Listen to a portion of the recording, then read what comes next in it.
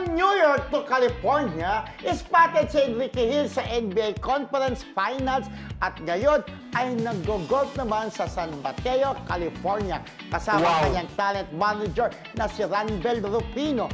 Pero teka, guess who's also in California? Walang iba kundi ang dati niyang ka-love team at jowa na si Liza Soberano. Ayon sa isang ulat, nakita raw si Liza sa isang event sa Hollywood at active raw ngayon ang actress sa pag-audition para sa mga Hollywood projects. Kaya mukhang matagal-tagal pa ang isay ni Liza sa tate.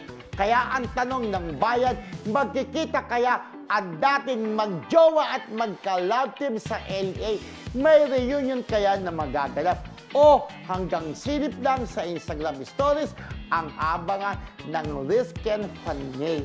Pero ako feeling ko si Enrique Hill parang gusto niyang makita si Liza. Hindi lang ako masyadong sure kung si Liza gustong makita si Enrique Hill. Pero di ba parang sinasabi at jowa na ni Liza ngayon yung dati niyang... Jeffrey. Si Jeffrey Tan. Jeffrey O. Jeffrey O. Jeffrey Tan yun dito. Si Jeffrey O, yung dating kasosyo ni James Ring. Di ba sa ano niya? Yung nagkaroon ng issue.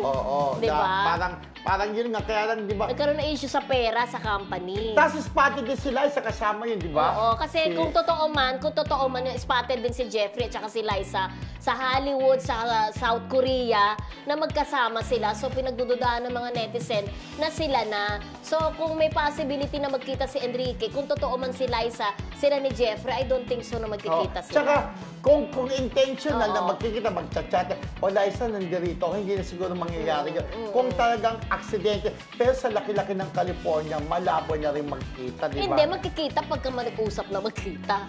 Yun nga, sabi ko, kung intentional. Di ba sabi ko nga, kung sasabi, Liza, I'm here at California. Where are you? Can I see you? I miss you so much, di ba? Pwede nga magkikita siya. Pero kung yung basta pero kasi kung may kanya-kanya ng buhay, I doubt. I doubt kung di ba? Pero di ba, pero may sinabi dati si Liza na may gagawin daw siyang serye with 2027. 2027 with siguro talagang pinaghahandaan niya, di ba? So abangan na lang po natin kung magkikita siya. Siyempre, kahit paano may mga paparazzi sa Amerika, di ba? Pag nagkita o nag-usap, sasabihin, ay, okay, nag-usap sila. Pero sana friendship pa rin sila. Hi, Mami Amores. Hi, Millie Badisa. Hello. Nang Abuyog Leyte, hi, hello. Hi, Mi. Tsaka si LC Jegli.